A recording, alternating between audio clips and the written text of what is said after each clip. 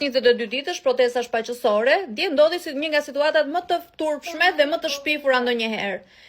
Qeveria shqiptare në bashkëpunim me Izraelin inskenuan një rast duke marrë si aktore Eva Pangon për të hequr flamurin e Izraelit në ambasadën e tyre, e cila kudo në botë ka një sigurim që neve as nuk e imagjinojmë. Gjithashtu Eva kaloi që të futej brenda ambasadës, atua se ishte shtëpia e saj. Mua ajo gjë që më shqetëson është që neve po protestojmë për të mos na ushitur tokat tona, neve po protestojmë për të hequr qeverinë, neve po protestojmë për të ndryshuar ligjet. Izraeli sa ka futur këmbën në Shqipëri dhe po blen disa toka dhe po blen disa biznese.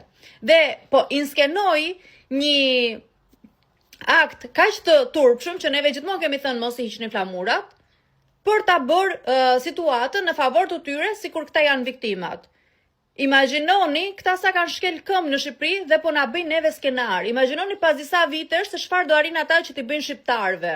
Edhe situata në botë kemi plot se çfarë u bëjnë ata popujve të tjerë. Gjithashtu ambasadorja izraelite tha, juve nuk doni as nënat tuaja, jo më të respektoni ne. Do me thënë kaq konsiderat paska ajo për shqiptarët, që shqiptarët nuk i duan as nënat e veta, neve jemi një popull kot, neve as nënat tona nuk i duam. Thirrini mendje se Dirama, zhdukeni këta njerëz që bashkëpunoni, zhdukeni këto plane që bëni, edhe mos ta bini në qafë kot, sepse shqiptarët nuk vinë nga raca që nuk e din se nga vinë, po jemi autokton në vendin ton, edhe nuk ka një pushtues të